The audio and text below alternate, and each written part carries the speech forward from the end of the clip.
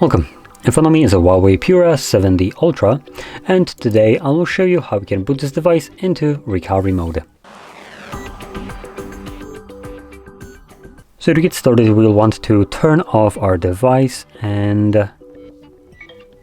not like that. So we're going to hold power button and the volume down. Now here we seems to be that we need to hold it till the device turns off.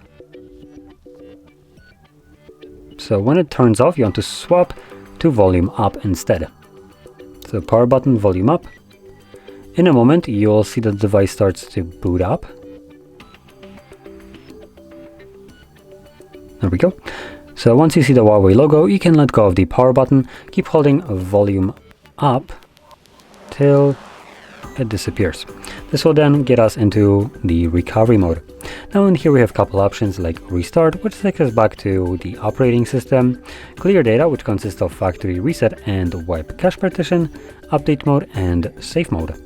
Now I am going to select the first one because there's not much more to show, and this will now, like I mentioned before, put me back into the Harmony OS.